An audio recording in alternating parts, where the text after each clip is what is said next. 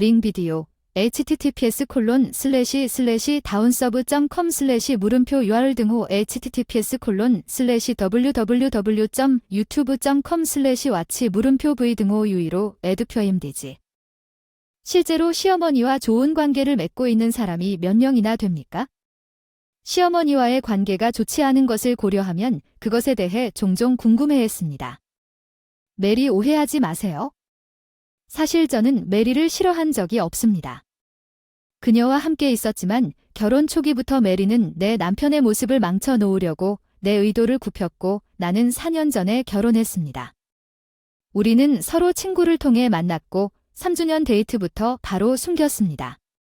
그는 그에게 말이 많지는 않지만 그는 항상 친절하고 나를 진정시켜 주었기 때문에 그가 제안했을 때 주저하지 않고 나는 그렇다고 대답했고 시아버지와 시어머니처럼 행복하게 매듭을 묶었습니다.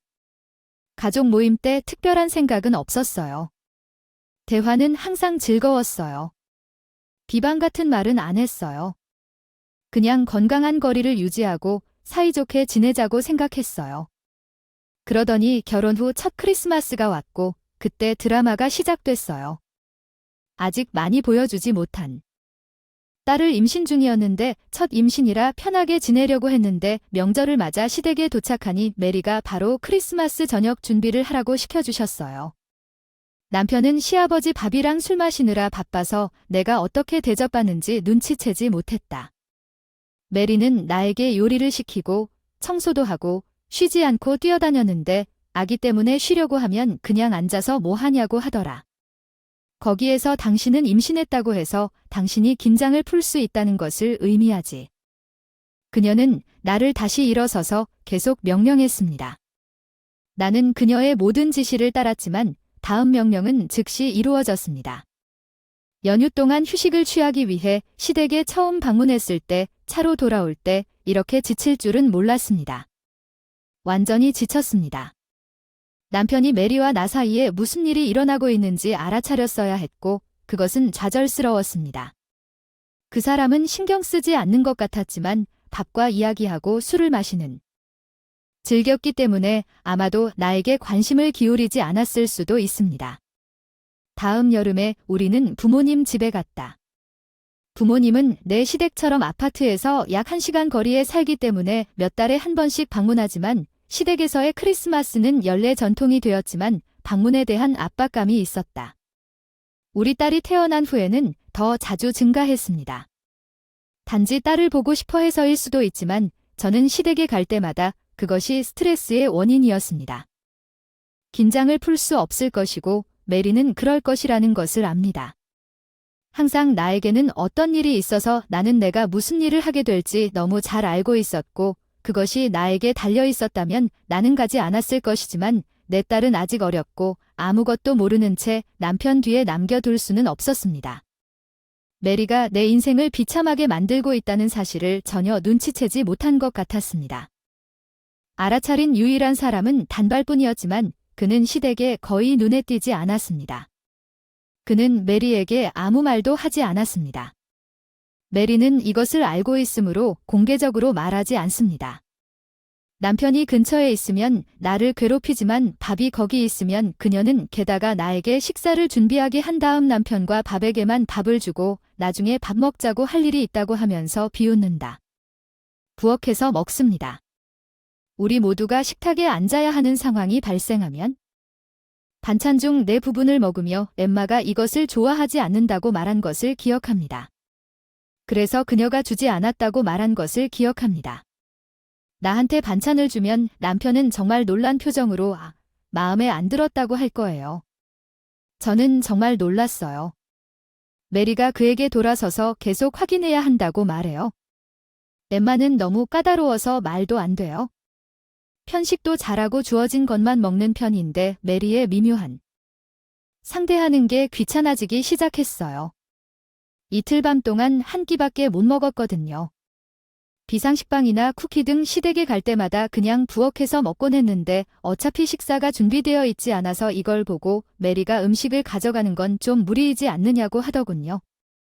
며느리가 자제하지 않고 나를 조롱했지만 그때쯤이면 나는 어느 정도 그녀를 조율하는 법을 배웠고 그것이 여전히 나를 짜증나게 했지만 더 이상 며느리로서 실패자라고 않았습니다. 딸이 태어난 지 몇 년이 지나 결혼 5년째 되던 해에 둘째 아이를 임신했습니다. 그해 크리스마스를 맞아 늘 그렇듯이 시댁에 갔었는데 이번에는 남편이 왠지 이상하게 행동했습니다. 우리가 시댁에 도착하자마자 메리는 평소처럼 내 옆에 있었습니다. 엠마는 크리스마스 저녁 식사를 도와줄 수 있나요? 그게 제가 돕는 것이 정말로 모든 일을 스스로 하는 것을 의미한다는 말을 들었습니다. 저는 단지 괜찮다고 말했습니다. 평소에 남편이 그랬습니다. 바로 단발과 술을 마시기 시작했습니다. 우리 대화를 듣고 있었던 것 같았습니다. 엠마는 엄마 앉을 수 없습니다. 엠마는 둘째 아이를 임신했어요. 친절하게도 제가 말하려고 했더니 남편이 퉁명스럽게 딱 앉으라고 소리쳤어요. 그 사람 너무 화나서 평소의 차분한 태도와는 달랐지만 내가 막 앉으려고 할 때 메리가 끼어들었습니다. 여자가 이런 일을 처리하면 일이 더 빨리 진행되는 것? 엠마는 매달 저를 도와주니까 그냥 앉으세요. 알았어. 엠마는 다른 일을 할 수 없어 끝났어요. 평소처럼 메리에게 상사를 당했지만 오늘은 달랐습니다. 남편은 부엌으로 향하는 동안 기분이 나빴습니다. 남편이 도착하자마자 엄마에게 엠마가 어디에 앉을 것인지 물었습니다. 당신도 도와줄 거예요. 메리는 재빨리 의자를 가져와서 준비했습니다. 내 앞에서는 여기 앉으세요. 엠마 임신했어요. 결국 그녀는 평소답지 않게 친절했고 남편은 방해하지 않고 조용히 가만히 우리를 지켜봤지만 메리는 안절부절 못하고 남편을 데려가려고 했습니다. 아빠랑 술 한잔 하자고 제안하며 방에서 나갔지만 남편은 꼼짝도 하지 않았고 우리 딸의 소란이 메리의 주의를 끌었습니다. 베티의 울음소리를 들어보세요. 가서 달래주세요. 마침내 남편은 즉시 부엌을 떠났습니다. 메리는 한숨을 쉬며 말했습니다. 피곤해요. 엠마 그냥 나머지는 스스로 끝내세요. 일어서세요. 임신은 병이 아니에요. 그녀는 나에게서 의자를 빼앗고 앉았지만 메리. 오래가지 못했습니다. 남편이 우리 딸 메리를 안고 돌아왔습니다. 무방비 상태에 걸려 일어서려다가 결국 그만뒀습니다. 의자에 넘어진 남편이 노려보며 엄마 엠마는 왜 앉아있는데 엠마는 서 있는 동안 차가운 목소리로 미친 듯이 말했어요. 메리가 대답했어요. 내 가방이 좀 아프기 시작했어. 잠깐 자리를 바꿨을 뿐인데 서둘러 의자를 나에게 돌려줬어. 고마워. 남편의 감독하에 메리는 실제로 크리스마스 저녁 식사 준비를 도왔고 평소 시간의 절반 만에 마쳤습니다. 그런데 남편은 두 사람 모두 매년 이 작업을 해야 함에도 불구하고 이것이 평소보다 훨씬 빠르다고 말했습니다. 그는 그렇게 신비한 말을 했습니다. 메리는 대답하지 않았습니다. 간단히 말해서 내가 저녁 준비를 시작할 테니 베티와 함께 거실로 가는 게 어때요? 그녀는 이렇게 말하면서 미소를 지으려고 했지만 아들은 꼼짝도 하지 않고 대신 엄마에게 나를 원하지 않느냐고 말했습니다. 숨기려고 하는 것이 있습니다. 메리는 분명히 당황했지만 간신히 말을 더듬었습니다. 그런 다음 그는 한숨을 쉬며 필요한 것이 있으면 나에게 전화하라고 말하고 딸이 메리가 총에 맞은 것을 확인한 후 거실로 돌아왔습니다. 눈부시게 남자에게 뭐라고 말했니? 나도 똑같이 놀랐어. 내 남편이 이렇게 행동할 거라고는 상상도 못했어. 아무 말도 안 했어. 무슨 말인지 모르겠어. 옆으로 숨을 내쉬면서 메리가 저녁 식사 후에는 했어. 위층 청소를 해라. 그 후 매년 하는 훈련이 뭔지 알지? 나는 저녁을 준비했고 평소처럼 메리는 남편 단발과 자신에게 먼저 음식을 제공했지만 오늘은 달랐다. 남편은 엠마가 메리의 계획을 설명할 때까지 우리가 식사하지 않겠다고 주장했기 때문에 결국 다 같이 먹게 됐는데 내 접시에 반찬을 계속 더 추가했다. 엠마 임신했구나. 잘 먹어야 해. 보통은 내가 특정 요리를 싫어한다고 가정하고 메리가 음식을 덜 줄 텐데 이번에는 개입할 수 없었다. 엠마 정말 마음에 드시나요? 억지로 먹으려고 하지 않아도 된다고 그녀는 나에게서 그 접시를 빼앗으려고 했어. 아니, 엠마는 자신이 준 것을 먹습니다. 선호하는 음식이 없으면 아기에게 더 낫다고 남편이 말해서 메리는 아무 말도 할 수 없었습니다. 저녁 식사 후에는 보통 혼자 설거지를 하는데 이번에는 남편이 들어왔습니다. 오늘은 제가 할게요. 앉으세요. 그는 나에게서 설거지를 빼앗고 주방으로 향했습니다. 메리는 남자에게 그렇게 하라고 속삭였습니다. 며느리는 실패하고 위층 청소하라고 하더군요. 메리와 공간을 공유하고 싶지 않을 만큼 귓속말로 말했어요. 위층으로 가려고 했을 때 남편이 말렸어요. 엠마는 어디 있어요? 나는 어떻게 대답해야 할지 몰랐고 내가 무슨 말을 하기 전에 그는 진지하게 물었습니다. 엄마가 너에게 뭔가 하라고 말했습니까? 아니, 내가 더 말하기? 그는 내 손을 잡고 나를 다시 거실로 데려갔습니다. 그는 나보다 더 환한 표정을 지었습니다. 전에도 그를 본 적이 있었는데 메리와 단발 앞에서 그는 말을 하기 시작했습니다. 나는 엠마가 아무 말도 하지 않았기 때문에 오해했습니다. 나는 그녀가 엄마와 잘 지내고 있다고 생각했습니다. 메리는 그의 말에 충격을 받은 것처럼 보였습니다. 엠마 엄마에게 무슨 짓을 한 겁니까? 그가 당황한 표정으로 물었습니다. 메리는 엠마에 대해 무슨 말을 하고 있는지 대답했고 저는 잘 지내고 있습니다. 엠마는 제가 자세히 설명하기 전에 그것에 대해 잘 동의하려고 저를 바라보았습니다. 남편은 우리가 여기 방문해서 돌아올 때마다 다시 말했습니다. 저는 엠마가 내려다보는 것을 알아차렸습니다. 나는 걱정했습니다.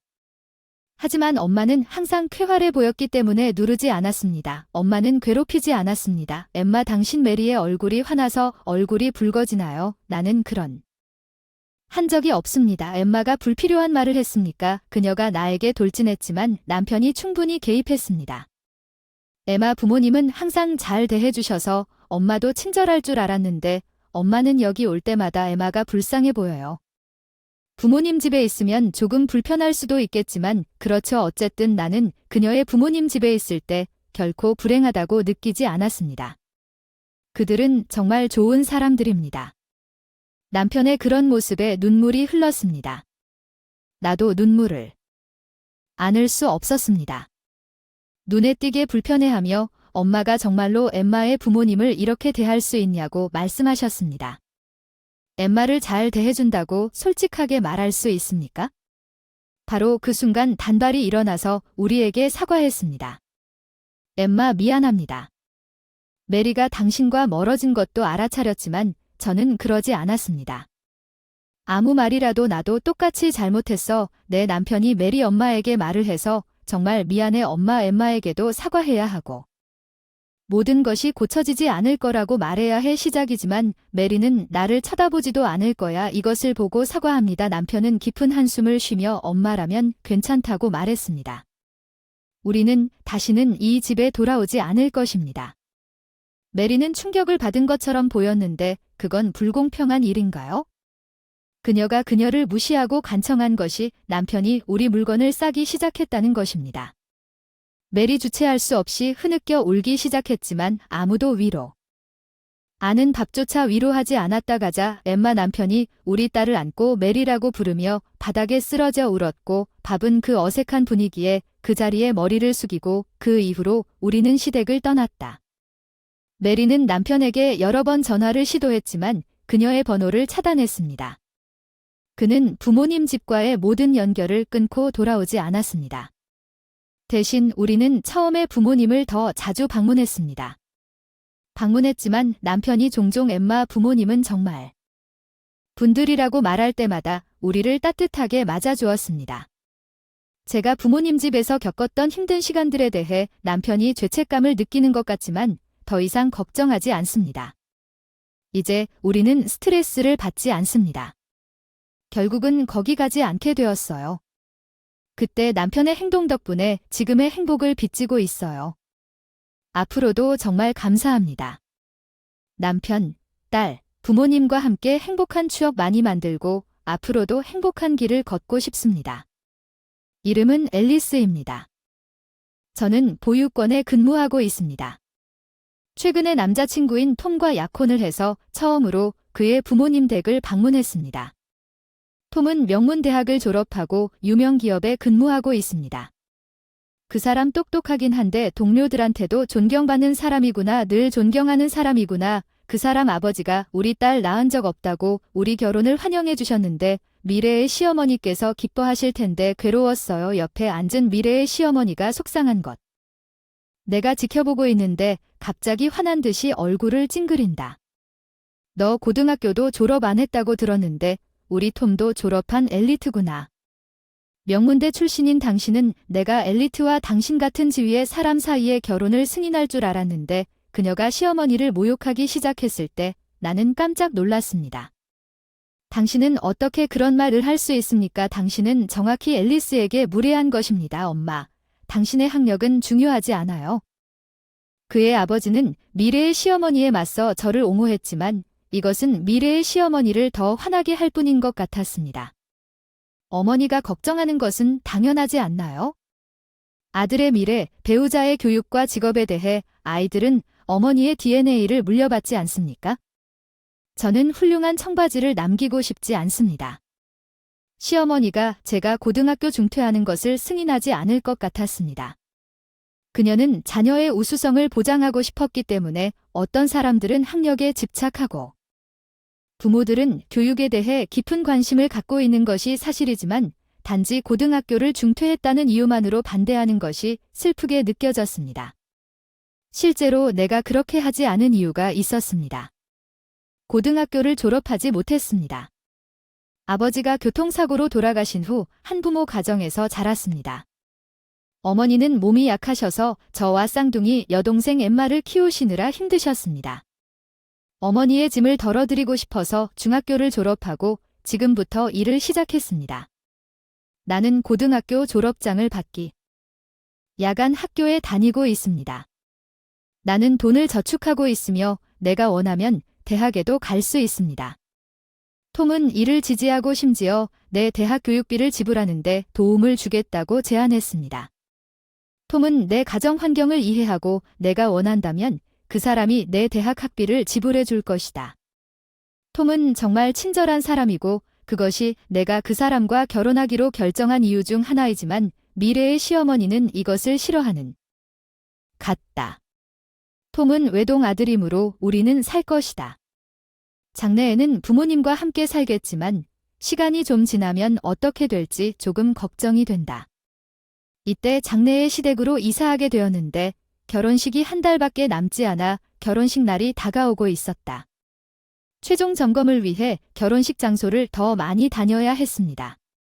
취업과 결혼식 준비 사이에 멀리서 오시는 손님을 위해 호텔을 꼭 예약해야 했습니다. 매우 바빴지만 그렇지 않은 것 같았습니다.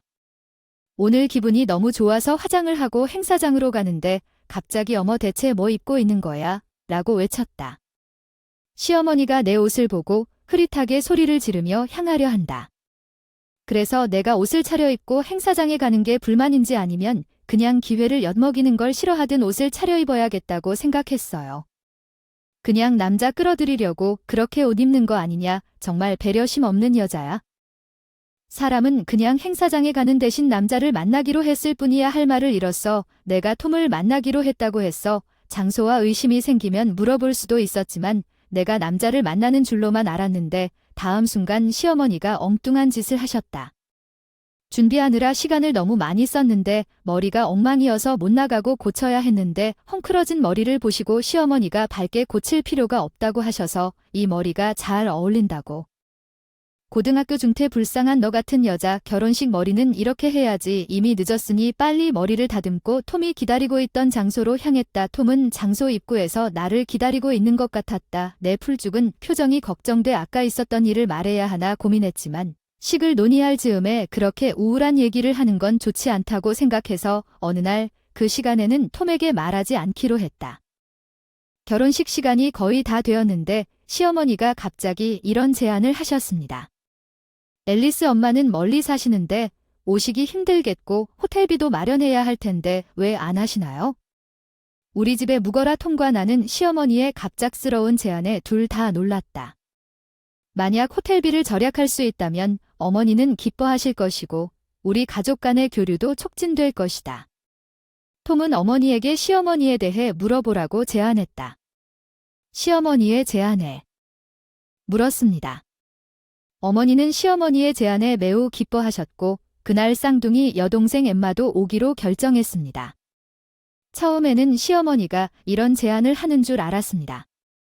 선의는 있었지만 결혼식 전날 어머니와 누나가 시댁에 묵으러 오면서 오랫동안 보지 못한 어머니와 누나를 보고 얼마나 터무니없는 짓을 하게 될지는 상상도 못했다. 행복해요. 언니와 유난히 친분이 있고 오랜만에 만나서 너무 반가워서 그날 밤 같이 자기로 했어요. 술을 마시던 엠마는 일이 있어도 바로 잠들었어요. 엠마는 깨어나지 않아요. 그녀가 이럴 땐 시간도 늦었고 나도 좀 자야겠다는 생각이 들 때 무슨 일인가 싶어 갑자기 우리 방 문이 열리는 것을 느꼈고 시끄러운 윙윙거리는 소리와 함께 무언가의 소음이 들렸다. 지금 삭발 중이라 내일 행사에 못 오시는데 머리는 필요 없나요? 가난한 중학교 자퇴자 그 말을 들은 순간 충격에 방불을 켜고 시어머니한테 뭐 하는 거야? 침대에서 갑자기 일어나 앉으니 시어머니도 깜짝 놀라시네요. 시어머니 앨리스 아닌가요? 저를 엠마로 착각한 것 같군요. 제 머리가 아닌 저희는 쌍둥이고 저희 얼굴은 정말 닮았네요. 똑같이 클리퍼로 머리를 깎은 건 내가 아니고 내 동생 엠마였어. 뭐야 대체 왜 그랬지? 시어머니는 충격에 빠진 것 같았지만 술을 너무 많이 마셨던 엠마는 곤히 잠들어 있었다. 아침에 일어나 보니 머리가 걸 알았어요. 엠마는 분명 저와 달리 화를 많이 낼 거예요. 엠마는 성격이 강해서 화를 낼 게 뻔해요. 시어머니 저는 아니에요. 죄책감을 느끼면서 덮어주려고 했을지 시어머니는 다음날 창백한 얼굴로 방을 나갔다가 엠마가 거울을 보다가 자신이 대머리인 것을 보고 충격을 받고 분노하여 현장에 있던 우리 어머니도 흘리셨다. 눈물과 충격에 톰은 당황함을 숨길 수가 없었다. 대체 누가 이런 했는지 끔찍하다. 그래서 어제 있었던 일을 모두들 앞에 공개했다. 오늘 아침 시어머니가 어떤 얼굴로 일어나실지 궁금했지만 시아버지 말씀에는 없으시다고 새벽 산책을 가신다고 아직 돌아오지 않으셨습니다. 도망간 줄 알고 친척들에게 다 털어놓고 시어머니를 찾아보기로 했습니다. 30분 정도 지나서 친척한테 전화가 왔는데 근처 편의점에서 발견했다며 시아버지가 그 가게로 가셨는데 시어머니는 자신이 쫓겨나는지도 모르고 집에 오자마자 변명 내가 아무것도 안 했어다. 타시아 앨리스가 클리퍼스를 혼자 사용하고 옆에서 자고 있는 엠마의 머리를 말끔하게 깎았는데 놀랍게도 시어머니가 그러려고 했다. 나한테 비난을 해라. 이게 충격적이어서 참을 수 없이 반박했다. 말도 안 되는 소리 하지마. 난 아무 짓도 안 했는데 어제 방에 들어온 너 아니냐. 아직도 누워있는 게 너무 끔찍하지만 그럼에도 불구하고 시어머니는 자신의 죄를 인정하기를 꺼렸고 시아버지는 뭔가를 듯 밖으로 나갔다가 뭔가를 가지고 돌아왔다. 앨리스는 클리퍼 시아버지를 바라보는 클리퍼가 아닐까? 그것을 쥐고 있는 것은 의심할 바 없이 어젯밤에 엠마의 머리카락을 깎을 때 시어머니가 사용했던 것이 바로 클리퍼인데 이 클리퍼는 원래 외모를 항상 걱정하고 항상 가지고 다니던 시아버지의 것이었던 것 같습니다. 차에 갈 때 그 사람과 함께 손질 도구, 그 사람의 손질 도구가 들어있는 가방을 샅샅이 클리퍼만 없어진 거예요.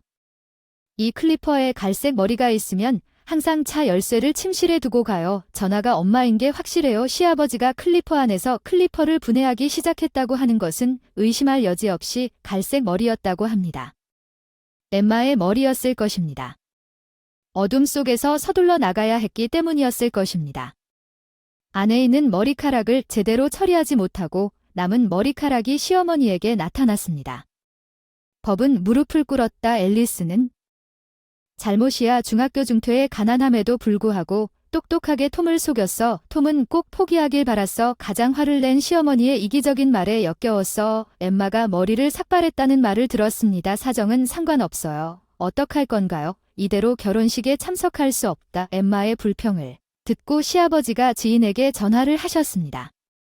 미용사가 즉시 가발을 가지고 달려가기로 합의했고 이것은 엠마의 머리카락 문제를 일시적으로 해결해 줄 수 있었지만 30분 후에 시아버지의 친구가 가지고 도착했고 엠마의 머리카락은 그대로 시어머니를 떠날 수 없었습니다.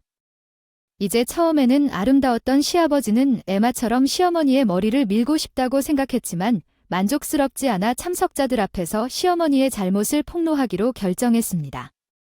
오늘은 시어머니 부모님이 대대로 빚을 지고 있는 집주인들이었는데 시아버지와 잘 지내는 것 같았고 사건을 들으면 시어머니 부모님 집에 틀림없이 영향을 미칠 것 같았습니다. 가까운 친구가 아파트 임대료를 할인해 주었습니다. 집주인은 매우 사람이며 시어머니가 어떤 짓을 했는지 알게 되면 임대료를 원래 가격으로 되돌려줄 것입니다. 최악의 경우에는 그들을 퇴거시킬 수도 있습니다. 아파트에서 시어머니 부모님이 가난하고 돈도 없어서 쫓겨나면 분명 시어머니 댁으로 오겠지만 예전에 톰한테 시어머니가 사이가 안 좋다는 얘기를 들었어요. 부모님과 함께 지내고 돌보지도 않을 테니 부모님과 함께 사는 건 틀림없이 시어머니 지옥의 시작이겠지. 잠깐만 그러면 내가 곤란해질 거야. 미안해. 잘못했어. 데려가서 그런 짓을 해서 미안해. 엠마 손에 배상할 테니까 용서해줘. 시어머니가 바닥에 이마를 비비며 계속 사과를 했는데 사과를 해도 엠마 머리카락이 안 나오더라. 다시 논의 끝에 시아버지와 톰이 시어머니의 잘못을 폭로하기로 결정했습니다. 물론 엠마는 이미 이 시어머니에게 동의했고 결혼식에 가고 싶지 않다고 말했고 도망가려고 했지만 그럴 수가 없었다. 행사장 도착하자마자 엠마와 톰이 만류했기 때문이다. 상황을 아는 친족들이 걱정스러운 표정으로 우리에게 다가와 친족들 앞에서 시어머니의 잘못을 폭로하자 엠마는 떠났다. 가발을 쓰고 대머리를 보여 모두가 엠마의 상태에 충격을 받았습니다. 특히 그 여자는 계속해서 믿을 수 없다고 말했습니다. 여자의 머리카락은 생명선과 같습니다. 엠마를 생각하면서 갑자기 클리퍼로 머리를 깎은 충격을 상상해 보세요. 어떤 사람들은 그랬습니다. 그러자 역시 집주인은 눈물을 흘리며 시어머니를 찾아와서 무슨 일이 사실인지 물었고 처음에는 속이려 했지만 시아버지는 사실대로 말하라고 재촉했고 결국 고백했다. 분노에 휩싸인 집주인도 여자에게 고발당했고 시어머니가 예식 도중 풀죽은 모습을 보여 평소 밝고 쾌활했던 모습과는 달리 결혼식은 무사히 끝났고 많은 분들의 축복을 받을 수 있어서 너무 기뻤습니다. 더 이상 그 집에서 시어머니와 함께 살지 않게 된 것은 당연한 일이지만 우리는 아파트로 이사하여 부부 생활을 하기로 결정했습니다. 시어머니는 우리가 집을 떠나는 당황하여 자신의 잘못이라고 울부짖었습니다. 떠나지 말라고 애원했지만 같이 살 수는 없지만 시아버지도 마찬가지였다. 시어머니에게 이혼하겠다고 말하고 집에서 나가달라고 부탁했다. 시어머니는 얼굴이 창백해졌다. 그리고 시아버지에게 매달리며 내가 이 집을 떠나면 어디서 살지 다시 생각해보라고 말했어요. 부모님이 이혼 사실을 알면 분명히 나에게 말씀하실 테니 부모님과 사이가 안 좋은 거 아시죠? 보살핌 받으러 오니 금방이라도 쓰러질 듯 떨고 있었는데 에마. 시어머니는 관심도 없고 자고 있는 동안 머리가 깎이게 될 줄은 꿈에도 몰랐다. 나 시어머니는 이후 끈질기게 설득하려 했으나 시아버지가 시어머니 부모님께 연락한 이후 어쩔 수 없이 집을 나갔고 현재 시어머니는 소원한 부모님과 함께 생활하며 돌보고 있는 것 같다. 그런데 부모님이 성격이 까다로우시고 이기심에 시어머니가 지쳐가는 것 같더라고요. 처음부터 다시 시작하고 싶다고 몇 번이나 전화했는데 같이 살 생각이 없어서 그냥. 지금 우리는 시아버지 집에서 행복하게 살고 있습니다. 집이 꽤 낡아서 함께 개조하기로 했습니다. 시아버지는 꿈에 그리던 서재를 지었습니다. 톰은 모형 피규어를 전시할 장소를 만들었고 저는 가구를 설치하기로 했습니다. 최첨단 주방은 물론 미래에 태어날 아이를 위한 방도 만들어서 지금은 셋이서 편안하게 생활하고 있어요. 그때 깎았던 엠마의 머리가 지금은 짧아진 것 같아요. 좋은 이미지 변화로 친구들에게 좋은 평가를 받고 있다. 여러 친구들에게 농담이라도 한 것처럼 이야기하고 오히려 마음을 복잡하게 만든다. 엠마는 가끔 우리 집에 놀러와서 자러 온다. 앞으로 힘든 일이 많을 텐데 우리 다 같이 힘내서 잘 이겨낼 수 있을 거라 믿습니다. 가족 이하의 도시락 가게를 운영하고 있으니 쑥스러워서 가족 결혼식에 참석하지 못할 것 같아요. CEO 딸과 약혼한 아들과의 만남 예상치 못한 말들에 충격을 받았습니다. 고인이 된 남편 조셉의 애장 가게를 하고 사랑하는 아들의 결혼식에 참석할 수 없다는 말을 듣고는 받아들일 수 없었지만 아들을 위해서라면 어쩔 수 없었어. 나 때문에 내 아들의 결혼 생활을 망칠 수는 없어. 아들이 행복하길 바라 마지못해 동의했지만 뜻밖의 사람이 나타나 다른 부모를 창백한 표정으로 남겨두고 리처드가 나를 위해 엄마를 돌봐주었어. 조셉은 마지막 숨을 거두며 웃으며 말했다. 시간이 훨씬 더 많은 줄 알았는데 요리로 사람들을 해주기로 약속했다. 자라면서 부모님은 항상 바쁘셔서 자연스럽게 저녁을 준비하기 시작했다. 남은 음식을 포장하고 아침에 잔이 항상 설거지도 깨끗하고 감사의 메모도 남겨져 있었다. 부모님을 기쁘게 해드리고 싶어서 요리에 뛰어들었다. 요셉은 열정이 넘쳤고 자신의 레스토랑을 차리는 꿈도 꾸었다. 나는 그의 열정과 노력에 끌렸다. 그래서 우리는 데이트를 시작했어요. 셰프를 꿈꾸던 조셉은 어느 날 낸시가 같이 가게를 열자고 말했어요. 당신의 요리는 사람들을 만드는 마법이 있고 나도 그중 한 명이에요. 부모님을 기쁘게 하려고 했던 지난 노력을 기억하고 조셉과 함께 가정적인 도시락 가게를 운영하기로 결정했습니다. 나는 아침을 처리했고 조셉은 밤을 처리했습니다. 조셉은 식사 후에 항상 감사하다고 말했습니다. 감사를 표현해야 한다는 그는 여전히 울리는 말을 하곤 했습니다. 내 귀에는 리차드를 낳은 후 인생이 힘들었지만 성취한 조셉은 꿈을 이루기도 전에 세상을 떠났다. 리차드는 자랐고 내 슬픔을 그에게 보여주지 않으려고 최선을 다했다. 그는 사려 깊고 친절한 아이다. 집안일까지 도와준다. 요리를 좋아한다. 그리고 취직하면서 직접 요리도 시작했어요. 이사한 후에도 나에게 감사하려고 특별한 식사를 준비했어요. 최근에는 저를 확인하기 위해 가끔 방문해요. 리차드는 특별한 식사를 또 하겠다고 했어요. 기회가 된다면 자주 요리했지만 특별한 식사는요. 우리가 맛있는 요리를 먹기 위해 자리에 앉았을 때 그는 직장을 얻은 드물었습니다. 리차드는 엄마라고 말했습니다. 저는 패트리샤와 결혼해요. 저는 패트리샤의 따뜻한 마음을 가진 동료를 알았고 그들이 좋은 짝이라고 느꼈어요. 정말 훌륭해서 그녀를 행복하게 해줄 거예요. 물론 엄마가 될 수도 있어요. 차기 CEO는 패트리샤가 리차드 웍스 회사의 CEO의 딸이라는 사실을 알게 되었습니다. 그들은 리처드의 작업에 깊은 인상을 받았으며 그를 미래의 CEO로 보고 있었습니다. 이 말을 듣고 놀랐지만 동시에 제 CEO로 인정받았다는 사실이 매우 자랑스럽습니다. 결혼식 전에 패트릭의 가족을 방문할 준비를 했습니다. 내 인생을 되돌아보며 감동을 느꼈습니다.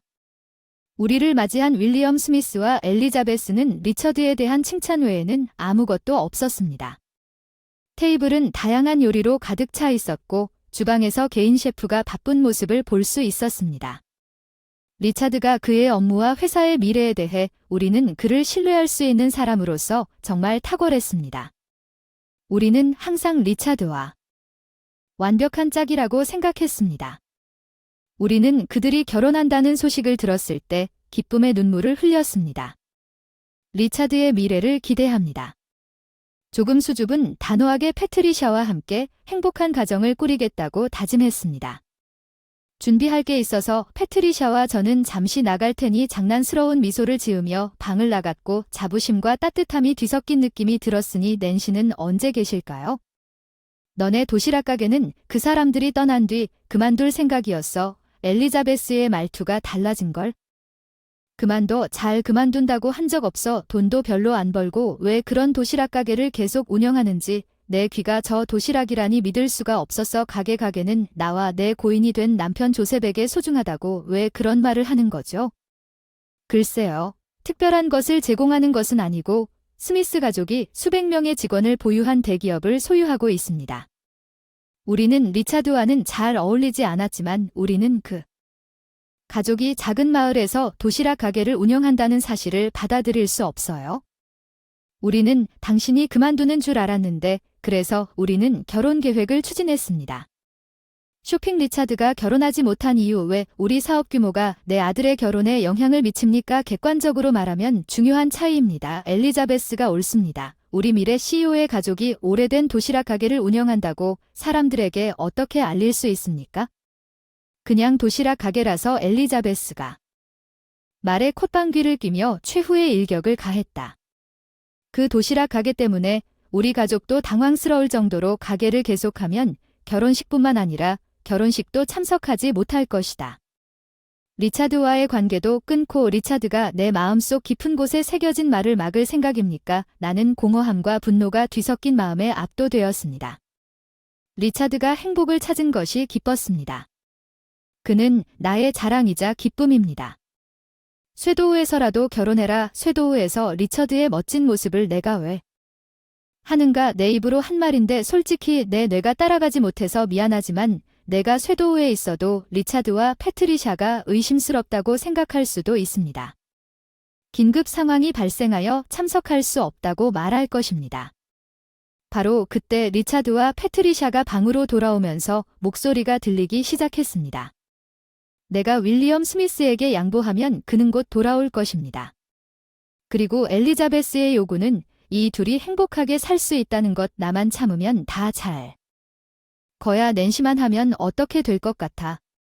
기다리게 해서 미안해. 여기 우리가 3명에게 주는 선물이 있다. 아, 2분이 준비해 주셔서 정말 다행이다. 멋진 선물 너무 행복해요. 고마워요. 이렇게 멋진 일을 할 줄은 몰랐어요. 엘리자베스는 오르골을 받았어요. 윌리엄 대통령은 위스키를 받았고 저에게는 앞치마를 줬어요. 패트리샤는 당신이 항상 가게에서 맛있는 음식을 요리하고 있다며 앞치마를 제안했어요. 괜찮을까 걱정했는데 소중히 간직할게. 엄마 눈물이 멈추지 않을 정도로 울고 계시나요? 부자 놀라셨지만 따뜻하게 웃어주신 이 앞치마가 마지막 추억이 될 거예요. 리차드와 패트리샤의 미소 내 마음속에 깊이 새겨져 있는 결혼식 날 행복해라. 난 불을 켤 힘도 없이 잠옷차림으로 거실 바닥에 앉아 있었다.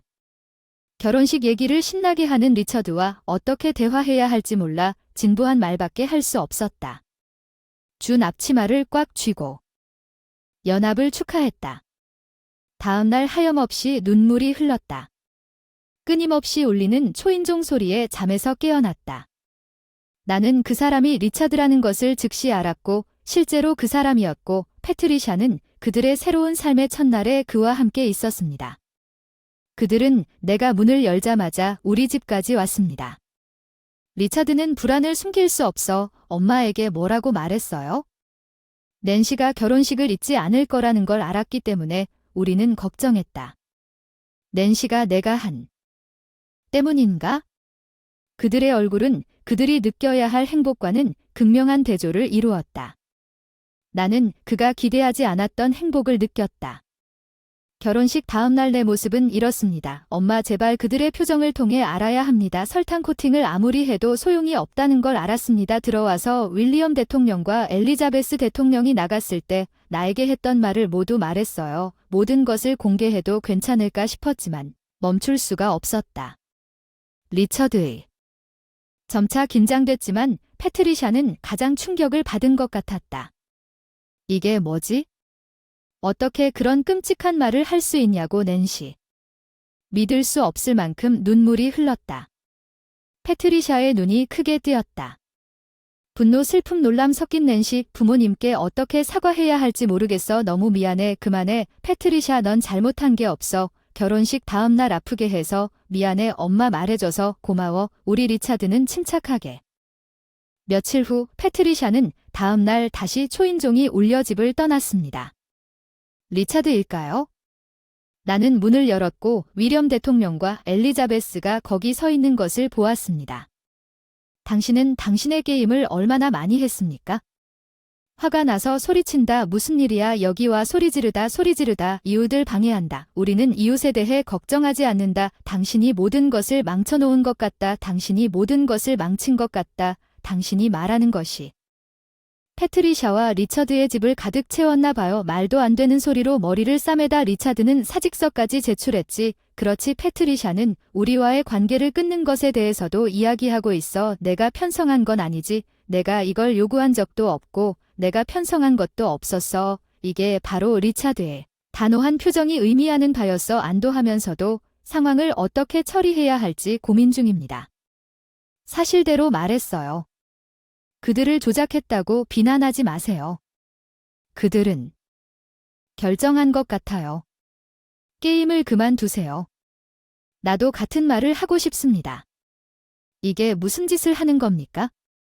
윌리엄스 사장이 소리쳤던 것처럼 우리 회사를 망쳐버리려고 집 앞에 차가 세워져서 매끈한 흠집 하나 없는 검은색 고급차 문이 열렸고 우리는 모두 숨이 막혔어. 리처드가 그 뒤를 따랐고 패트리샤가 그 뒤를 이었고 그 다음엔 나이든 신사 낸시가 오랫동안 만나지 못해서 미안해. 최근 아빠 왜 여기 계시나요? 이 사람은 질문을 많이 안 해요. 보모의 아버지는 그에게 많은 빚을 지고 여러 회사를 운영하는 성공적인 사업가입니다. 낸시도 임원으로 사업에 참여하고 있습니다. 몰랐나요? 그 노신사는 데이비드 스미스 회장 윌리엄스 아버지, 패트리샤 할아버지는 현재 회장으로 재직 중이다. 아버지 회사 이사회에서 만난 지 꽤 됐지만 윌리엄 회장은 데이비드의 말에 창백한 표정을 지었다. 진지할 수는 없다. 사업 파트너의 경영진도 모르고 당신이 부끄러운 줄도 모르고 당신은 감히 인연을 끊었다고 말하고 패트리샤가 일생을 무례하게 보낼 남자의 부모의 결혼식에 참석하지 않는군요. 데이비드가 저와 관련된 말을 했습니다. 리차드와 패트리샤 일주일 후 윌리엄 대통령과 엘리자베스는 절망에 빠진 듯한 표정을 지었다. 나는 아버지 회사 이사회에서 윌리엄 대통령을 우연히 만났다. 그는 나를 피하며 살짝 고개를 끄덕였다. 나는 그가 물러가는 지켜보며 결심했다. 리차드와 패트릭을 위해서 이 관계는 회의 후에 지금처럼 계속될 수 없습니다. 집으로 서둘러 가던 윌리엄 대통령을 멈춰 섰습니다. 윌리엄 대통령은 이번 주말에 제 아들의 결혼식을 축하하기 위해 제 가게를 빌릴 예정입니다. 같이 가실래요? 글쎄요. 결혼식에서 우리가 문제를 일으킨 울타리를 고칠 좋은 기회라고 말하지 않는 것이 적절하지 않다고 생각하지만 그 모든 일이 일어난 후에 왜 새로 상처받았지만 패트리샤가 먼저 사과했습니다. 나는 그 두 사람이 그랬으면 좋겠습니다. 우리는 그 소망을 공유하게 되어 기쁩니다. 잠시 생각한 후에 우리와 함께 하시겠습니까? 윌리엄 대통령은 고개를 끄덕였습니다. 정말 죄송합니다. 윌리엄 대통령과 엘리자베스가 내 점심 가게에 들어왔던 날 축하 행사에 참여하겠습니다. 리차드와 패트리샤는 일어나서 이렇게 말했습니다. 뭔가 하기 전에 먼저 인사하러 와주세요. 오늘 와주셔서 감사합니다. 평소에는 도시락을 진열해 식사 시대를 정했기 때문에 좀 답답하지만 즐겁게 놀자. 패트리샤가 부모님을 노려보는 패트리샤의 의미는 무엇인가요? 초대했는데 이대로는 안 되고 결혼식에서 있었던 일도 잊어서는 안 되지만 앞으로는 더 좋은 추억을 만들 수 있지만 가족들과의 인연도 그냥 끊을 수는 없습니다. 부탁도 들어요. 알겠습니다. 엘리자베스 감사합니다. 패트리샤를 멋진 사람으로 키우다 내가 이렇게 끔찍한 말을 한 건 리처드를 만난 패트리샤가 훌륭하기 때문이야. 조셉에게 표해야 한다는 걸 배웠어. 시간이 걸렸지만 결국 신혼부부와 부모님 사이의 긴장은 완화됐고 이제 우리는 모두 즐거운 시간을 보내고 있다. 한 달에 한 번 함께 식사하기. 엘리자베스는 언제나처럼 내 가게에서 도시락을 사기 시작했습니다. 저는 그녀에게 앞치마를 두르고 인사를 했습니다. 리차드와 패트리샤가 저에게 환영 인사를 하여 요리를 통해 미소를 가져다 주었습니다. 저는 여자 이름입니다. 27살입니다. 남편 스티브는 동갑이고 우리는 작년에 우리 둘 다 정규직으로 일해요. 저는 간호사이고 스티브는 제약 영업에 종사하고 있어요. 동료가 주최한 해피아워 행사에서 우리를 만났습니다.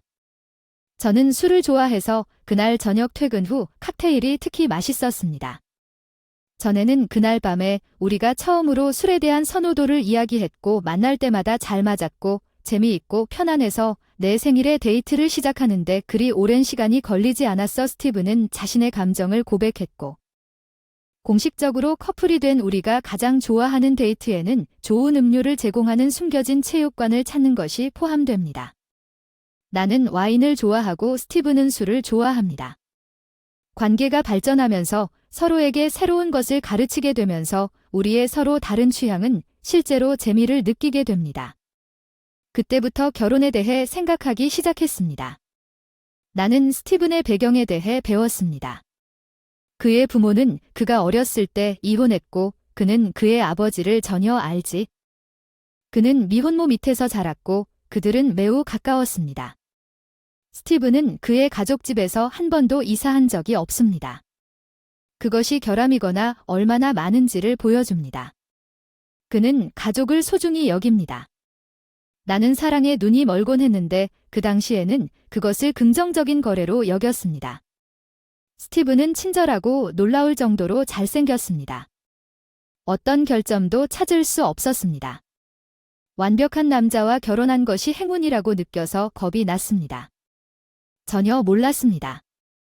결혼식 전에 결혼 생활이 나를 기다리고 있다는 것을 시어머니와 자주 식사했습니다. 그녀는 항상 스티븐, 카렌이 나에게 딸 같다고 말했습니다.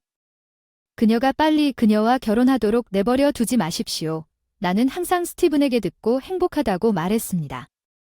사람들과 잘 어울리는 스티븐은 부모님에게도 좋은 평판을 얻었고 모든 것이 순조롭게 진행되었고 우리는 결혼했습니다.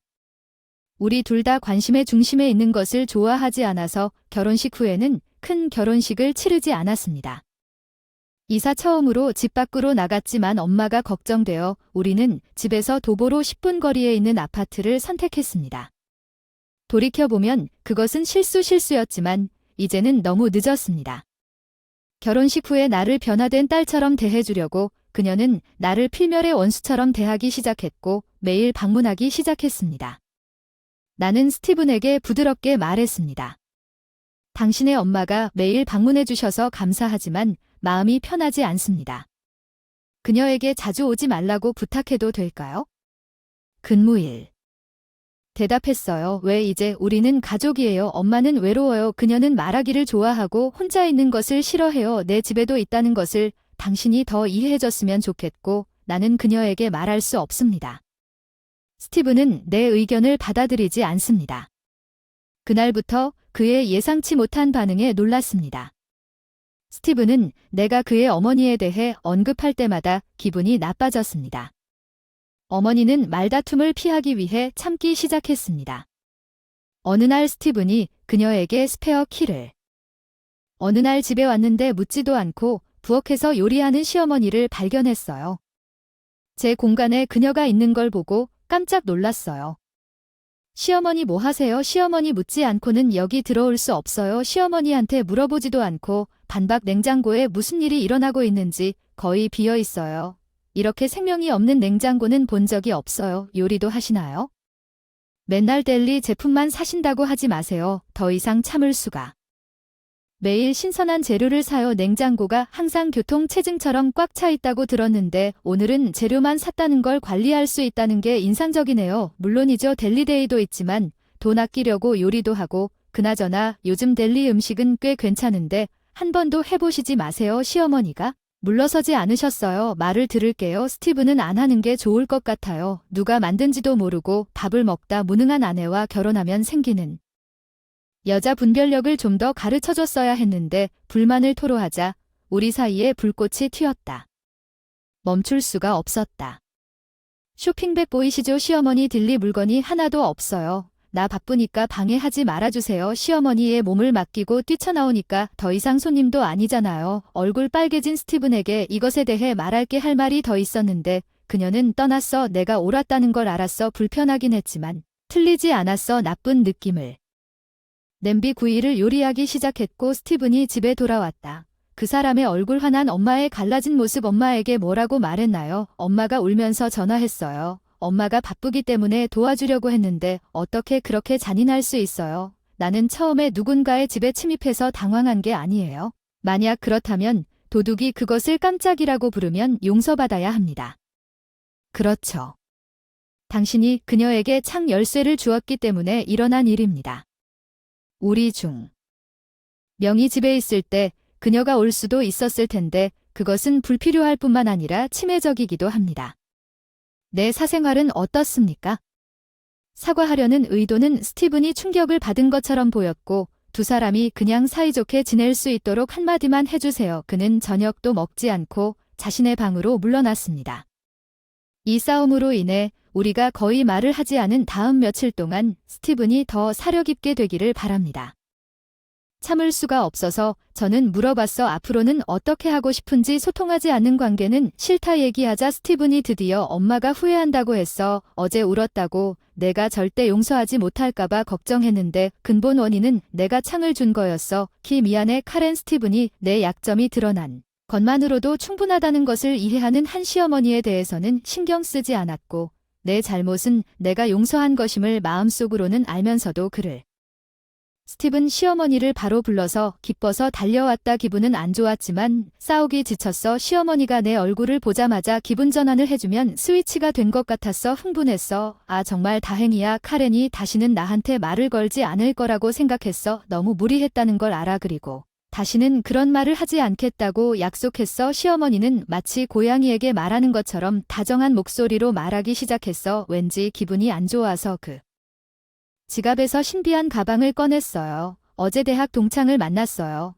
그 사람은 믿을 수 없을 정도로 젊고 아름다웠어요. 그 사람이 나한테 중국차를 줬는데 그게 바로 그녀의 아름다운 비결이거든요. 당신과 함께라면. 기분이 안 좋았지만 어색했지만 스티븐이 거절하며 차 한 잔만 마시라고 속삭였습니다. 가능한 한 빨리 떠나게 할 테니 그녀가 떠나길 바라면서 늘 즐겨 마시던 차를 마시기로 했습니다. 중국차인데 저희 회사에서도 인기가. 시어머니께서 급히 티팩에 뜨거운 물을 부으셨어요. 이 차는 피부에도 좋고 여성 호르몬에도 좋다고 하네요. 마음에 드시면 곧 애 낳을 생각이시죠? 아이 친구한테 좀 사오라고 했더니 내 앞에 컵을 놓으라고 하더군요. 향이 좀 이상했지만 한 모금 마셨는데 어쨌든 맛이 이상했지만 그냥 새로운 맛인 줄 알았는데 나쁜 기분이 현실이 되었어요. 한밤중에 잠에서 깨어났을 때 복통이 반쯤 실신한 것 같았는데 기분이 때는 이미 아침이었습니다. 스티븐이 마셨던 유일한 것은 내가 스티븐에게 말한 의심스러운 중국 차뿐이었습니다. 하지만 그 사람은 날 진지하게 받아들이지 않았어. 여자 이름 그건 정말 끔찍한 비난이야. 엄마가 에몬스를 만들려고 차를 가져왔어. 엄마가 독살한 것처럼 들리게 만들고 있어. 부끄럽지 않아. 아마 그냥 배탈이 났을 뿐이야. 엄마는 절대 아무것도 하지 않을 거야. 그렇게 스티븐은 내가 악의적이라고 믿지 않았지만 증거도 없이 문제를 수 없었다. 나는 스티븐의 생일 직전부터 시어머니가 카렌에게 전화하는 것에 지쳤다. 스티븐의 생일을 위해 요리 중이야. 올 수도 있고 안 올 수도 있고 그건 너에게 달렸지. 바쁘겠지. 어쩌면 기분 전환을 위해 시간을 좀 가져야 할 것 같아. 그녀는 나 없이 스티븐의 생일을 축하할 계획이었어. 그 이후로 나는 그녀에게서 아무것도 먹는 것이 두렵지 않았어. 그날은 집밥도 안 됐는데 생일을 같이 보낼 생각이라 속상했어요. 신혼이라 생일을 같이 보낼 줄 알았는데 지금까지 매년 같이 축하해 주셨던 것 같으니 앞으로도 내가 끝내기 전에 내 차례야. 어쨌든 그녀가 나를 끊었어. 스티븐이 집에 왔으면 좋겠어. 넌 올 필요가 없어. 카렌 다음 달에 내 생일을 축하하면 돼. 알았어. 그날 밤 스티븐이 결정을 내렸는데 들었니? 그날 그는 나보다 시어머니를 주저없이 선택했고 나는 생일에 실증이 났고 그는 기분이 좋았고 그 사람에 대한 내 감정이 아프기 시작했습니다. 그의 엄마가 마마보이가 되어가는 것을 즐기는 것 같았고 그들은 더 자주 함께 식사하기 시작했습니다. 나는 일로 바빠서 그것에 집중할 수 없습니다. 한 달이 지나고 우리가 보통 축하하는 생일이었습니다. 우리가 가장 좋아하는 레스토랑에서 올해도 똑같을 거라 생각했는데 스티븐이 놀랐어. 엄마가 내 생일을 우리와 함께 축하하고 너희 둘이 사이좋게 지내면 가장 행복할 텐데 너무 충격을 받아서 스티븐은 여전히 기분이 좋아 얼어붙었다는 걸 눈치채지 못했어요. 너랑만 축하하고 싶다고 말했어. 스티븐, 우리는 내 생일에 함께 있지 않아더니 왠지 내 생일을 함께 보내자. 스티븐은 내가 예의 바르다고 생각했지. 아니요. 엄마가 제안하는 것을 주저하지 않아도 괜찮으니 그는 그냥 이해가 안 돼서 단호할 수밖에 없었어. 스티븐 시어머니께 안 했지만 내 생일은 너랑만 보내고 싶어. 우리 특식집에 가고 싶은데 스티븐이 갑자기 화났어. 엄마의 시간을 낭비하지 마. 친절하게도 넌 무정해. 엄마가 내 생일에 널 초대하지 않은 걸 왜 눈치채지 못했어. 그냥 내 말대로 해. 이미 번거로운 일이야. 말다툼도 끝냈고 우리 집에 있던 레스토랑 대신 내 생일이 왔어. 당연히 시어머니는 두 분 모두 내 기분에 관심이 없는 것 같았어요. 즐겁게 노는 모습을 보고 화가 나기 시작했는데 불이 꺼지고 케이크가 들어왔어요. 화가 났지만 케이크가 식는데 도움이 됐어요. 촛불을 끄기 조금 전에 시어머니가 선물이 있다고 하더군요. 생일 축하를 위해 $5,000 상당의 와인을 샀습니다. 바로 코르크를 풀겠습니다. 포장이 낡아 보였고 코르크 막에도 부서져 있었습니다. 이것을 빈티지 마더라고 합니다. 시어머니가 어두운 조명 속에서도 내 잔에 포도주를 넉넉히 부어주셨다. 흐려진 것이 보였다. 중국차 사건의 기억이 밀려왔다. 나는 한 모금 마시고 이것이 무엇인지 바로 뱉어내고 불을 켰다. 조명 내가 부엌 싱크대에서 소위 $5,000짜리 시어머니의 와인병을 뒤집어 놓았습니다. 와인이 배수구로 흘러내렸습니다. 스티븐이 재빨리 나에게서 병을 빼앗았습니다. 형편없어요. 엄마에게 사과하세요. 무슨 짓을 하는 것 같나요?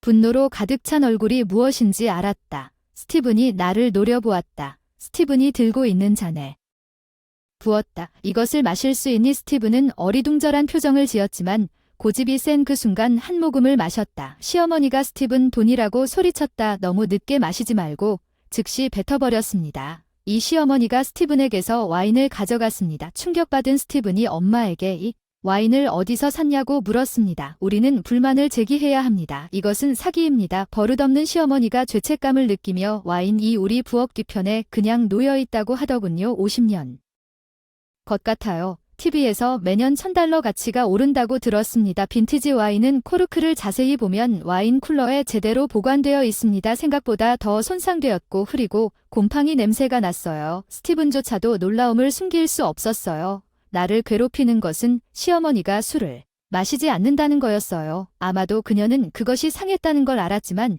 결코 인정하지 않았을 거예요. 나는 할 수 없었어요. 시어머니를 용서하지 말아주세요. 가주세요. 평정을 유지할 없어. 그냥 내 눈앞에서 사라져. 이 시어머니가 스티븐에게 계속 변명을 한다고 말했는데도 나는 보이지 않는 것 같았지만 심지어 시어머니도 법이 확실히 불편해서 스티븐이 떠난 후 급히 나갔다. 스티븐이 예상치 못한 말을 했어. 엄마는 술을 마시지 않아서 좋은 일을 모를 거야. 우리가 그 술을 다른 사람에게 주지 않았음에도 불구하고 스티븐은 마치 시어머니를 그런 것처럼 변호했어. 그 순간 대한 내 감정은 식어버렸고 스티븐은 나에게 한 짓에도 불구하고 시어머니를 옹호하는 스티븐에 대한 결심이 확고해졌어. 나는 그의 엄마에 대한 그의 지나친 애착을 눈감고 있었어.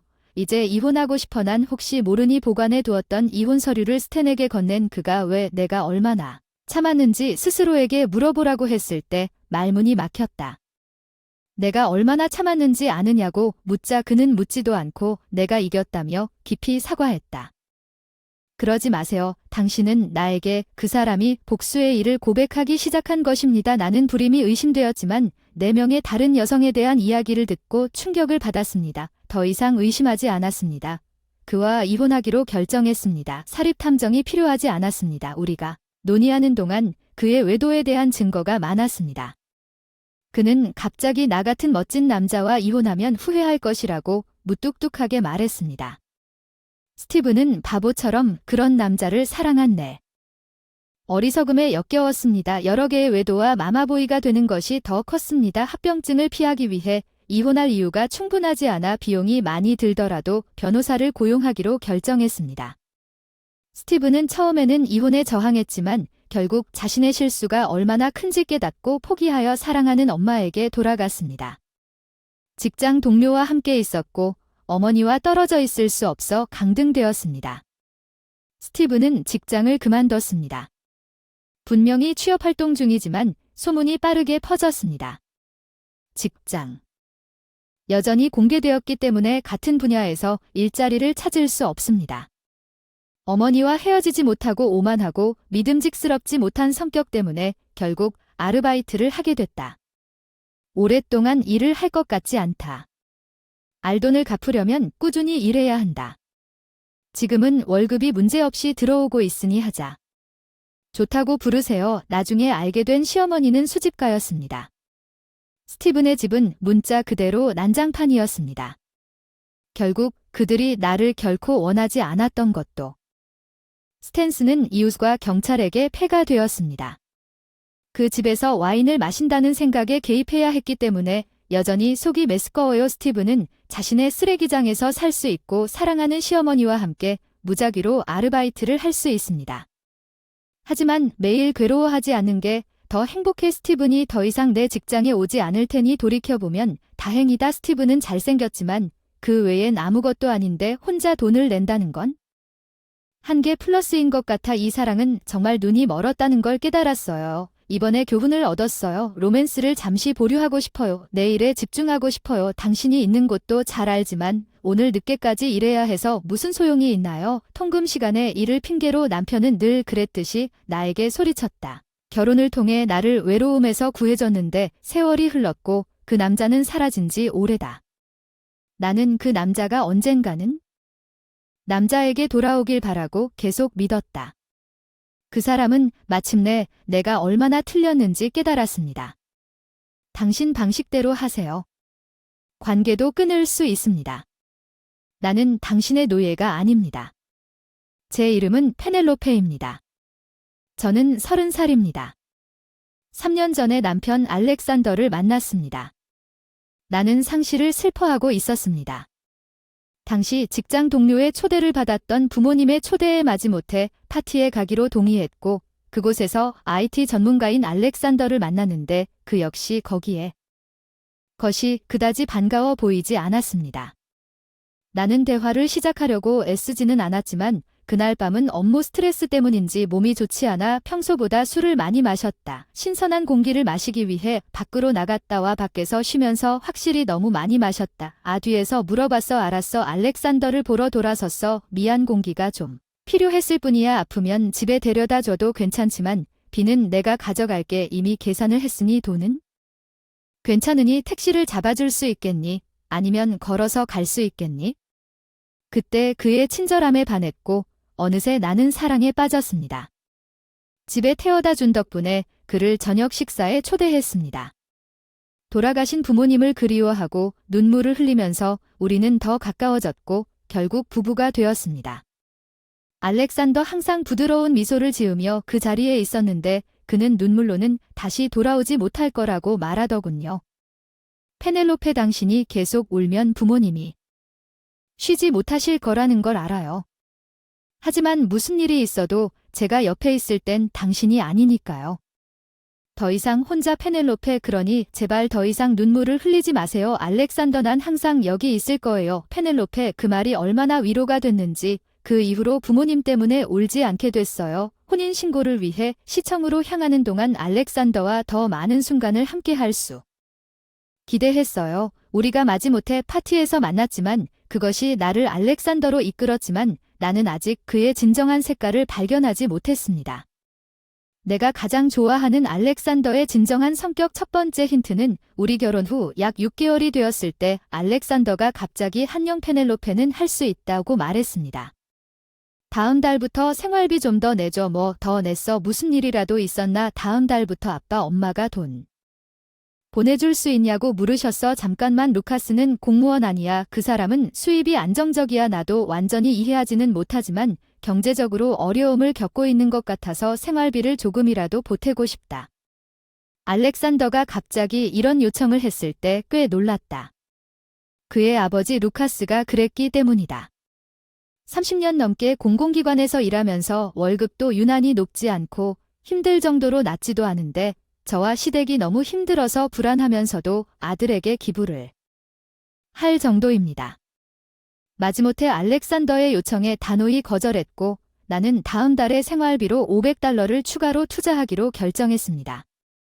2개월 후 믿을 수 없을 정도로 알렉산더가 또 다른 충격적인 제안을 했습니다. 저기 페넬로페는 다음 달부터 $500를 더 추가해 주실 수 있나요? 잠깐만요. 이번에는 나도 그래야 했어요. 타임아웃을 부르면 생활비를 거의 다 내야 한다는 뜻인데 그게 문제인 걸까요? 부모님에게 돈을 보내느라 금전적으로 상황이라는 건 알겠습니다만 추가로 $1000는 너무 과한 것 같아요. 돈도 좀 저축해 미래에 원하는 모든 것을 저축할 수 있지만 지금은 부모님만 부양할 수 있습니다. 알렉산더의 무서운 폭발에 제가 멍청해졌다는 것을 거절하시겠습니까? 평소에는 차분한 알렉산더를 보여주지 않고 그토록 분노한 것을 본 적이 없었습니다. 어떤 멋이 알렉산더가 가혹한 말을 퍼부었지야. 너 진지하게 듣고 있니? 나는 항상 괴로운 일이 있을 이런 생각을 해서 페넬런 조용히 해라 의헬 알렉산더 나는 별로 눈에 띄지 않는 여자와 결혼했는데 왜 남편 말을 제대로 듣지도 못하는 거야? 아니요, 그게 그런 뜻이 아니었어요. 세세하게 설명하지 마세요. 페넬로페가 해야 할 일은 논쟁할 시간이 있으면 내 말을 듣는 것뿐입니다. 대신 청소를 하세요. 알렉산더는 격렬하게 맥주 캔을 집어 나에게 던졌습니다. 내 머리는 엉망진창을 가리키며 맥주를 전체에 흩뿌렸다. 알렉산더가 깨끗이 소리쳤다. 너 슬로우 포크. 나는 아무 말도 할 수 없었고 왼쪽 뒤로는 선택의 여지 없이 그날부터 말한 대로 할 수밖에 없었다. 알렉산더의 행동은 우리가 2년 동안 점점 더 압제적으로 성장했습니다. 알렉산더가 나에게 몇 가지 규칙을 직접 포장하기 시작한 후 결혼 생활은 비참함으로 가득 찼습니다. 알에게 부과된 첫 번째 규칙은 내가 모든 가계비를 부담해야 한다는 것이었습니다. 2.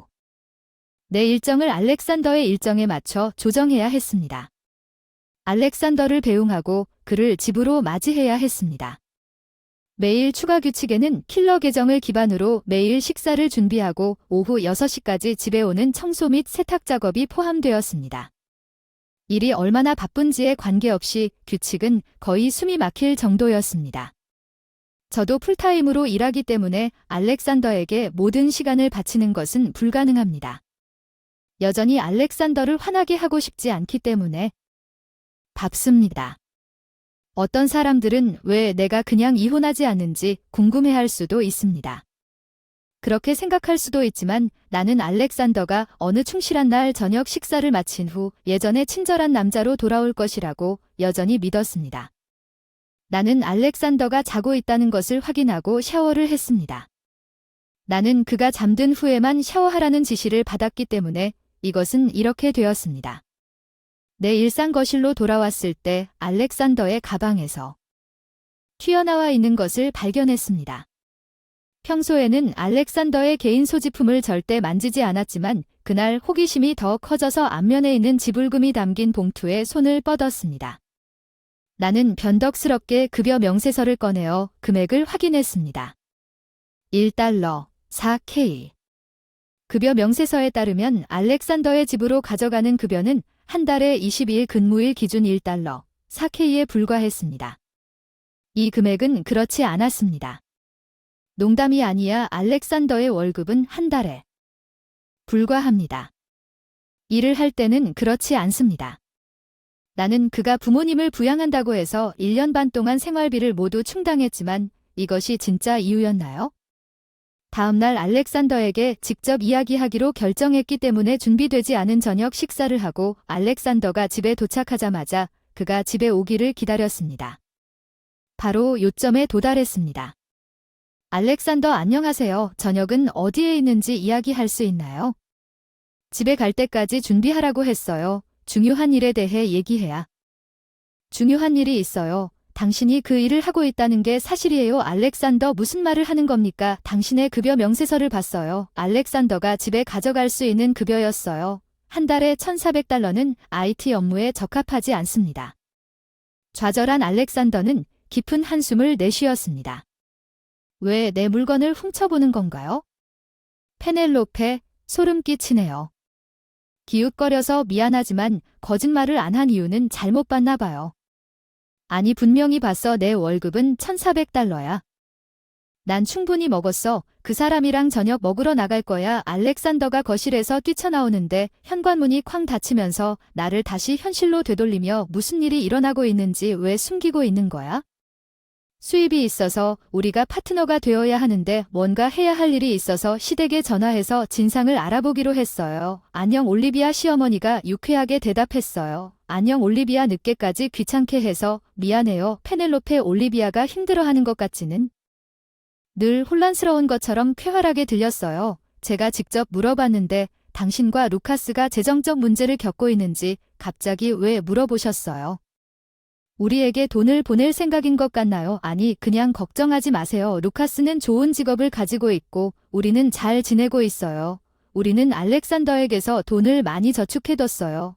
우리는 알렉산더에게서 돈을 받은 적이 없어요. 그는 달리 언급조차 한 적이 없어요. 페넬로페. 알렉산더가 그들에게 1년 반 돈을 보냈다고 해서 내가 생활비를 모두 충당하고 있었는데 올리비아는 아무것도 받은 적이 없다고 거짓말을 할 이유가 없다고 마침내 나에게 충격을 주었다. 알렉산더는 내내 거짓말을 했는데 왜 다음날 오후에 퇴근하고 미리 조사해 두었던 학원으로 향했습니다.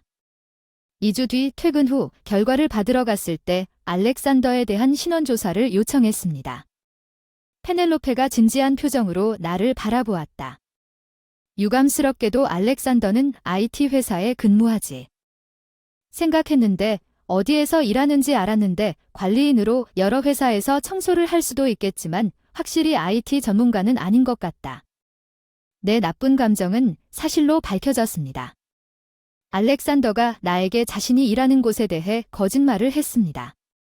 나는 깊은 한숨을 쉬었고 수사관은 씁쓸한 표정을 지었습니다. 내가 물었더니 그는 천천히 잘 말하기 시작했습니다. 페넬로페, 한 가지 더 이야기해야 할 것이 있습니다. 한 가지 더. 사실 그가 저에게 한 말은 제가 듣고 싶지 않은 파괴적인 진실이었습니다.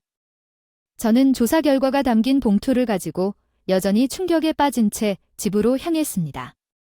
시간은 오후 7시였습니다. 내가 현관문을 열었을 때 알렉산더는 환한 표정으로 기다리고 있었습니다. 지금 몇 시인지 아세요? 오늘 늦게까지 일해서 미안해요. 여기서는 내가 유리했음에도 불구하고 알렉산더가 거짓말을 한 게 분명했어요. 나 습관적으로 기회를 놓치지 않고 사과하는 자신을 발견했다. 알렉산더가 목소리를 높였다. 페넬로페, 오늘은 시간이 지났으니 일을 핑계로 삼을 거라면 통금 시간이 무슨 소용이 있겠는가? 그런 변명은 내 저녁 식사에 대해 무슨 뜻이었는지 당신이 의무를 게을리하면 이혼하겠다. 그리고 그 순간 내 뺨에 둔한 통증이 느껴졌다. 알렉산더가 나를 때렸으며 그것이 인내심의 마지막 위협이었다. 이제 폭력. 그가 만족하려면 얼마나 더 걸릴까요? 나는 그의 노예가 아닙니다. 당신은 알렉산더와 함께 수 있습니다. 그게 제가 2년 전 결혼했을 때 생각했던 것입니다. 나는 지금까지 한때 나를 구해준 남자가 외로움은 결국 변하겠지만 그 당시에 알렉산더는 더 이상 존재하지 않았거나 처음에는 전혀 현실이 아니었을 수도 있습니다. 아무것도 중요하지 않았습니다. 이제 이 모든 것을 끝낼 시간입니다. 나는 심호흡을 하고 알렉산더를 똑바로 바라보며 괜찮다고 말했습니다. 내가 나돌게 페넬로페, 진심이야? 이혼 얘기하는 거? 내가 갈게 맘대로 하라고. 야, 이혼 얘기는 농담이었어. 난 분명히 이해 안 가는데 그 사람 내가 그렇게 쉽게 이혼에 동의할 거라고는 예상하지 못했어요. 알렉산더는 그를 무시하고 당황하기 시작했어요. 나는 계속 농담을 하든 말든 진심이에요. 짐을 챙겨갈 테니까 방해하지 마세요. 잠깐만요. 난 이혼에 동의하지 않아요. 그럴 필요는 없어. 결국 동의할 수밖에 없을 것입니다. 그것이 알렉산더를 잘라내는 것이 무엇을 의미하는지 나는 사설 탐정으로부터 받은 봉투를 내밀었습니다. 그 안에는 알렉산더 사건에서 그의 얼굴에서 색이 빠져 있음을 증명하는 여러 장의 사진이 들어 있었습니다. 그 사람 앞에 사진을 놓아두었으니 차갑고 엄한 진실을 전할 시간이었어. 이건 내가 바람피운 사진이야. 맞아. 가족에게 돈을 보내는 일에 대해 거짓말을 했고 애인을 부양하라고 우리 생활비까지 나한테 달라고 했어. 그게 아니라 페넬로페네. 무슨 말이야? 그게 아니라고. 나는 이미 올리비아에게 확인했고 이 사람들 사진은 전문 수사관이 찍은 것입니다. 아, 글쎄요. 난 알렉산더가 분명히 그의 말에 비틀거리고 있었습니다. 나는 그 사람에게 실증이 났습니다. 이 희극을 끝내기 위해 자기 시간을 아끼려고만 생각하면서 나는 당신이 그렇게 낮은 삶으로 판명될 것을 누가 알았는지 큰 소리로 선언했습니다. 알렉산더, 속인 것은 바보였지만 당신이 한 일은 용서할 없는 거짓말이고 당신을 속인 것입니다. 정말 최악이야. 어떻게 그렇게 살 수 있어? 제발 진정해. 페넬로페, 난 미안해. 지금까지 용서해 줄 거라고 기대하면서 나처럼 나를 조종하면서 그동안 엄선된 남편처럼 행동했어. 난 일종의 하녀야. 미안해. 다시 시작해도 될까요? 진짜로 당신은 도망갈 곳이 없어요. 알렉산더. 난 당신이 바닥에 닿도록 할 테니 스스로 준비하세요. 내 마른 집에 가야 합니다. 그는 꿇었습니다. 나는 그를 무시하고 신음하며 가방을 싸고 집을 나갔다. 나는 변호사를 구하고 알렉산더와 이혼했다. 나는 그에게 3만 달러와 그의 여주인에게 11만 5천 달러를 일회성 지불로 요구했다. 그는 루카스에게 재정적인 도움을 얻으려고 했지만 당연히 거절당했다. 그리고 결국 그는 그의 여주인이 그를 바보로 만들었고 이제 알렉산더에게 의지할 사람이 아무도 남지 않았다는 사실을 내가 그들에게 말한 후 그의 시댁에서 차단되었습니다. 그를 기다리고 모든 것은 외롭고 비참한 삶이었지만 나는 동정심이 없었습니다. 그 사람이 사람을 무시해서 당한 일이 있었어요. 저는 회사 기숙사에 들어와서 새 생활을 시작했어요. 통근도 편해지고 같은 숙소에 친한 동료들이 있어서 편했어요. 이혼 기록은 없지만요. 후회하는 건 더 중요한 건 나대로 살 수 있다는 거야. 이제 결혼만이 행복의 길은 아니잖아. 난 만족할 수 있는 삶을 살 거야. 진심으로 넌 너무 짜증나 이제. 차 버릴 때가 된 것 같아. 버킷 눈을 가늘게 뜨고 나를 노려보는 며느리 키키와 엄마 시에라가 내 면전에 이런 말을 내뱉었다. 심지어 죽은 아들이 두고 온 소중한 손자 행크도 이에 합류해 나를 가리키며 웃었다. 한계점에 도달한 것 같았어요. 왜 당신이 떠나길 바라는 사람들을 곁에 두세요. 그들은 가족이 아닙니다. 그들은 내가 가슴에 짊어지고 있던 무게의 아무것도 아닙니다. 가족 시에라가 소리 지르는데 어느 이야기에서 악당처럼 들리는 것처럼 행크는 두 사람이 너무 기뻐하는 것을 보고 앵무새처럼 말을 반복한다. 그들의 계속되는 비난과 모욕에도 불구하고 나는 한숨만 쉴 수 있었다. 나는 말은 웃음밖에 나오지 않았다. 알았어, 내가 말했다. 즉시 내 방으로 돌아가서 나는 아무 생각 없이 내 집에 머물 자격이 있다고 생각하는 이 낯선 사람들에 대한 복수를 계획하기 시작했습니다. 나는 에이미입니다. 올해 아들 웬델의 가족과 함께 살고 있었지만 그가 세상을 떠난 이후로 나는 그의 아내 변태와 손자 다바와 함께 살고 있지만 그들은 내가 보여준 선의가 무엇이든 전혀 감사하지 않는 것 같습니다. 노골적인 악의는 아니더라도 무관심에 직면했습니다. 에이미 죄송합니다. 일 때문에 늦어질 것 같아요. 오늘도 걱정하지 말고 일에 최선을 다하세요. 행키키가 자주 퇴근해서 집에 늦게 올 때마다 제가 돌봐줄게요. 그렇게 알려줘서. 항상 키키와 함께 격려하려고 노력해요. 너무 바빠서 구경만 하고 있어요. 행크가 이제 중학생이 됐다고 했으니 이제 자기 자신도 잘 돌볼 수 있을 텐데 할머니 왜 이렇게 형편없는 요리를 하시나요? 미안하지만 점점 커가고 계시네요. 요리는 충분히 하려고 해요. 그러지 않기를 바라요. 이런 쓰레기를 먹고 싶어서 행크는 부모님이 자주 일을 하고 집에 혼자 남겨두기 때문에 외로웠을지도 모릅니다. 10대의 반항기에 행크와 힘든 시간을 보내고 있었습니다. 할머니가 실망한 것은 도움이 되지 않았습니다. 돌보는 사람은 내가 준비한 식사를 자주 무시하고 아침에 내가 만든 도시락을 던지는 것도 알고 보니 빨래를 할 때 손가락 하나 까딱하지 않았지만 내가 스스로 떠맡으면 방으로 가져가면 욕할 것 같다. 허락 없이 내 방에 들어오지 마라. 너무 단호하게 대할 수는 없었다. 부모의 탐닉을 허락하지 않고 그 참게 한 것에 죄책감을 느꼈다.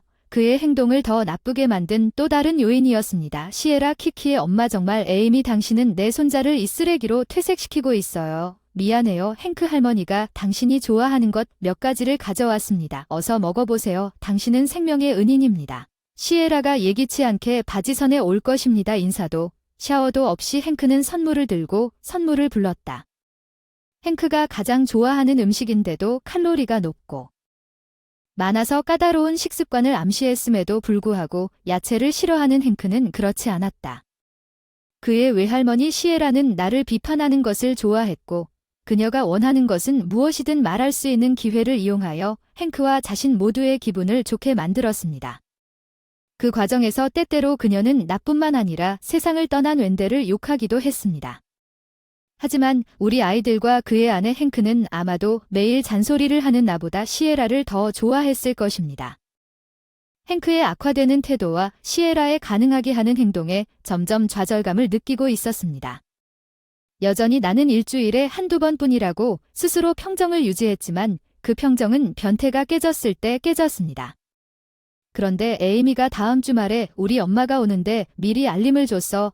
이번에는 보통 우리가 가족이라고 말하면서 그냥 와서 내가 하는 말을 듣고 물어볼 필요가 없다고 알려줬어. 키키는 눈살을 찌푸렸지만 미혼모가 되는 것에 않았고 그 나이에 아이를 돌보는 것이 쉽지 않을 것이기 때문에 결코 이사를 고집하지 않았습니다.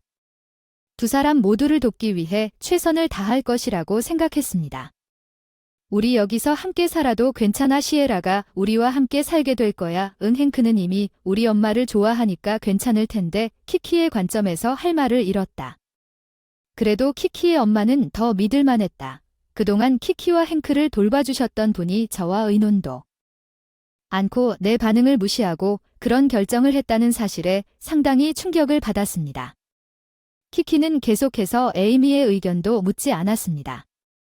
제가 한 말이 정확히 무슨 뜻인가요? 웬델 방 청소 좀 해주세요. 우리 엄마는 꽤 효율적이신데 물건을 바로 버릴 거예요. 그 말을 들으니 어지러웠어요. 돌아가신 남편 웬델 방의 추억을 함부로 지우고 싶다는 생각에 피가 뚝뚝 떨어졌어요. 웬델의 방나는 그이 내 방으로 옮기기 시작했는데 내 마음에 오한이 스며드는 느낌이 들었습니다. 산맥는 내가 알기도 전에 이사를 했고 곧 그녀는 그녀가 필요하다고 생각하여 웬델의 방에 기본적인 가구를 남겨두었던 그 장소를 소유한 것처럼 행동했지만 어느 날 아침 그녀는 그것을 모두 대형 쓰레기로 버렸습니다. 그는 정확히 죽은 사람의 침대를 사용하고 싶어 했습니다. 나는 에이미에게 불필요한 물건을 치우라고 말했습니다. 어쩌면 그녀의 노년기에 문제가 되는 것은 비만이 아닐 수도 있습니다. 산맥가 침대를 웬델의 방으로 옮겼을 때 그녀는 산맥가 그 공간을 자신의 것으로 주장하고 변태와 함께 웬델을 무시한 방식과 다발의 그녀에 대한 지원은 산맥가 이사한 후 곧 잊을 수 없는 것이라고 말했습니다. 집에서 자리를 잃었어요. 여기는 일 때문에 자주 결근했어요. 행크는 제가 만든 요리를 거부했고 시에라는 나를 적으로 대하면서 행크에게 음식을 제공했습니다. 이 정도는 할머니에게 뭔가를 먹을 수 있는 것을 요리해야 합니다. 행크 야채도 좀 먹어야 해요. 아니면 건강에 안 좋으니까 걱정하지 마세요. 할머니는 당신이 무엇을 좋아하는지 잘 아십니다. 내가 능글맞게 많이 만들어줄 테니 테이블에서 떨어진 샐러드를 치우며 나를 쳐다보시며 나는 그들의 경멸적인 시선을 눈치채지 못한 척했다. 행크와 나는 소파에 앉아 나도 모르게 배달된 피자를 먹으며 신이 났다. 아무리 행크를 위해서라도 한숨을 이렇게 계속 무시당하는 게 섭섭하고 멸시와 폭언을 당해 힘들어졌다. 행크를 돌보는 것이 기쁨보다 의무가 되었을 때 아들에게 남겨진 사랑하는 손자에 대해서도 사랑을 느끼는 것이 한계에 이르렀을 때 키키가 밤늦게 집에 왔을 때 그와 이야기를 나눌 기회를 잡았습니다. 우리 가족의 유대가 완전히 사라지기 전 마지막 기회였지만 키키는 내 말에 전혀 영향을 받지 않았고 그래서 엄마의 행동이 마음에 들지 않는다는 이구나. 이 집에서 함께 사는 것이 너희 모두의 호의라고 생각했다는 거야? 적어도 가족으로서 고마운 마음은 표현하지 않나? 그래서 빵승자를 잃은 후에도 계속 동거하자고 제안한 건 나였고 아버지를 잃고 정서적으로 불안한 행크를 지지하기로 한 것도 나였다. 이 모든 것에 가족의 감정이 없으면 내 영혼이 지치게 됩니다. 키키에게 내 감정을 이해시키려고 노력했지만 키키가 피곤하다고 투덜대더니 다음 날 키키가 쉬는 날. 대답도 없이 방으로 돌아왔습니다. 최후의 일격 엄마 들어봐. 에이미는 내 태도가 마음에 안 들어. 아 진짜 그냥 외로울지도 모르지. 행크가 갑자기 이 말을 듣고 깜짝 놀랐다. 행크를 부르다가 계속 아기로 노려보면서 이렇게 말함 집은 단지 그녀의 관대함 때문에 운영되고 있습니다. 정말 높고 강력한 태도입니다. 그녀가 무슨 말을 하려는지 궁금합니다. 그녀는 여기 유일한 가족이 아니라는 것을 이해하지 못합니까? 화가 나네요. 어쩌면 당신도 누군가의 아들처럼 곧 죽어야 할지도 모릅니다. 키키가 이런 말을 내뱉었습니다. 눈 크게 뜨고 나를 노려보는 행크. 그 광경을 보고 웃던 행크는 앵무새 죽듯이 키키의 말을 반복했다. 곧 가혹하다. 행크 너무 웃지 마. 에이미가 이 장면을 보면 기분이 나빠질 것 같았어. 내 아들이 남긴 소중한 손자에 대한 어떤 감정도 함께 이 사람들을 위해 봉사한다고. 것이 내 한계점에 도달했습니다.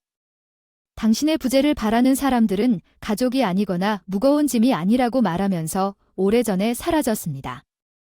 가슴에서 오랜만에 정신이 맑아졌어. 저 표정은 뭐야? 우리가 가족이 아닌 걸 알고 충격을 받았어. 드디어 정신을 잃었나. 이제 우리는 가족으로 살 거야. 나갈 수밖에 없어. 나를 조롱하고 꾸짖는 세 사람의 말에 메마른 웃음을 지으며 알겠어 대답하고 빨리 내 방으로. 오래 머물렀던 이 사람들에게 복수를 계획하기 시작한다. 두 번 생각하지 않고 먼저 내 집에 오신 것을 환영합니다. 이사를 부릅니다. 회사에서 내 물건을 이 집에서 모두 가져가도록 이삿짐을 옮기는 사람은 내가 전화를 끊자마자 기꺼이 이를 수락하고 도착하여 효율적으로 내 물건을 트럭에 싣기 시작합니다.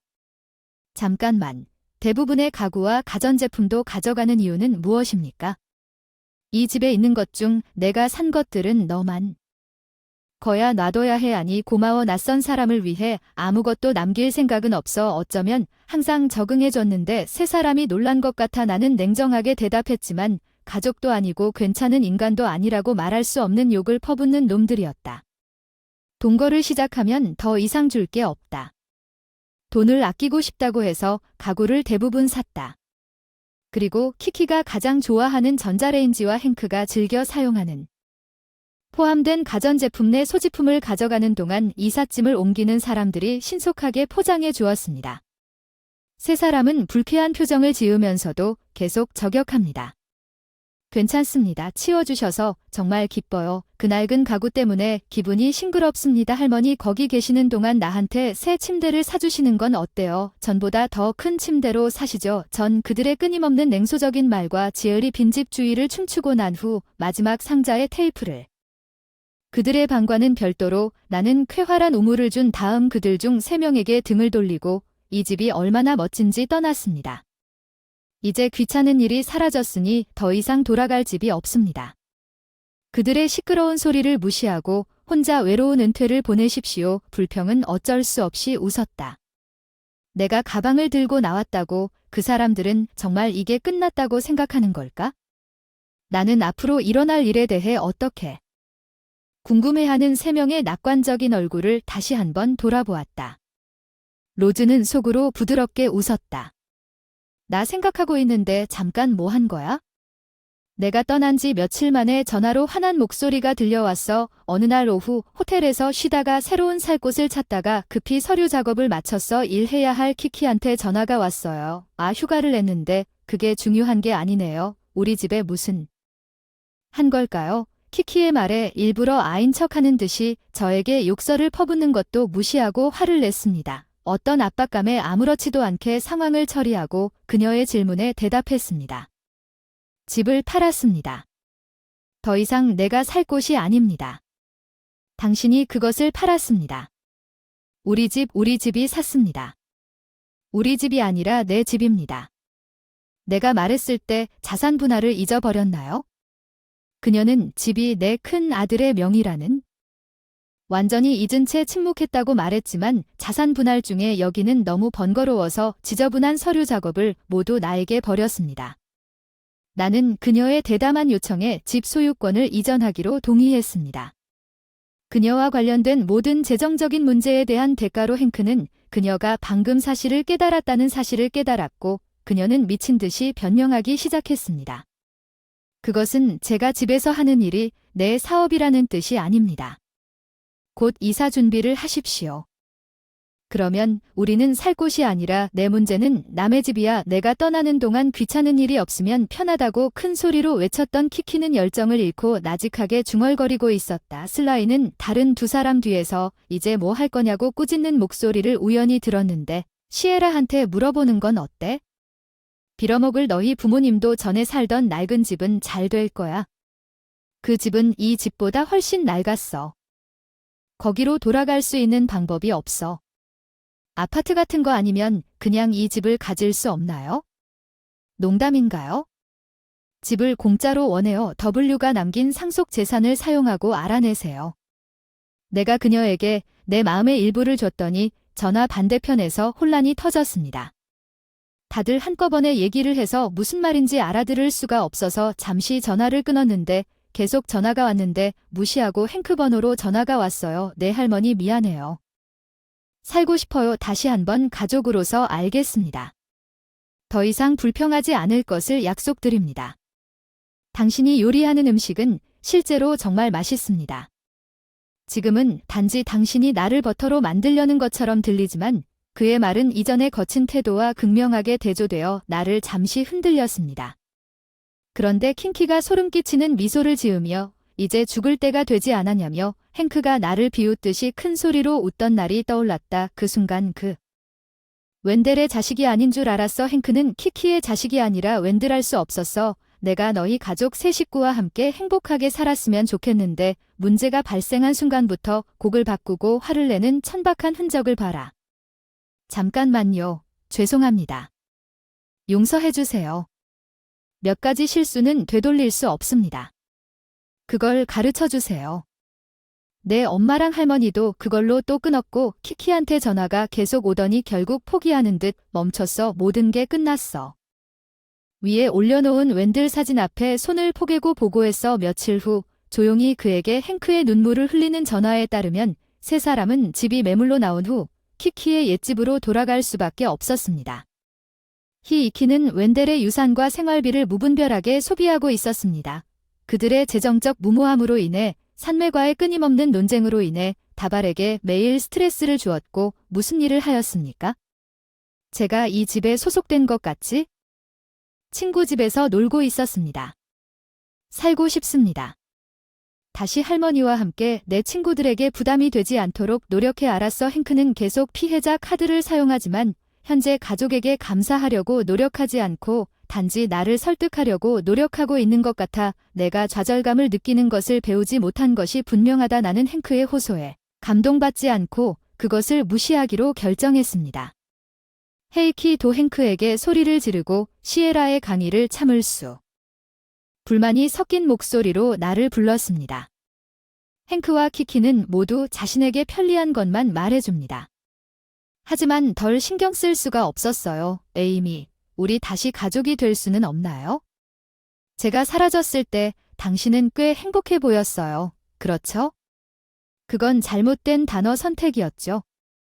웬델처럼 제가 사라지길 바라셨죠. 그렇죠?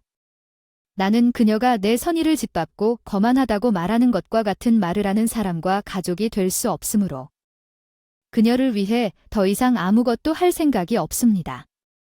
두 사람의 전화를 무시하기로 결정한 후 한 사람에게서 전화가 옵니다. 알 수 없는 번호로 대답하는데 당연하게도 시에라 에이미가 고집을 부리면 아무데도 갈 수 없다는 걸 알았습니다. 혼자 살겠다고 계획하고 있다는 게 무슨 말입니까? 여전히 돌아올 수 있다는 걸 알죠? 그냥 사과하고 그녀가 여전히 겸손할 수 없는 당신의 하인이 되어주세요. 자신이 나한테 사과하려고 이기적인 말로 나를 유혹하려 하는데 웃어 넘길 수밖에 없어. 귀여운 손자와 다시 살고 싶지 않니? 가족을 버린 걸 후회하지 않니? 기회가 아니라 후회하지. H 가족이 아니라며 나를 버린 건 너야. 어쩌면 후회하는 건 너일지도 모르지. 전화가 갑자기 끝났다고 전화하는 거야. 그 사이에 통화가 끝나는 걸 지켜보던 그녀는 옆에서 소리를 질렀어. 나는 다시 내가 잘못한 것이 없다고 단언합니다. 나는 그 집에서 할 수 있는 모든 일을 했습니다. 행크는 옳고 그름을 알 수 있을 만큼 나이가 들었습니다. 만일 그들이 웬델에게 단 한 번의 사과라도 했다면 나는 다시 생각했을지 모르지만 그들이 한 것은 이기려고 노력한 것뿐이었습니다. 내 부탁이니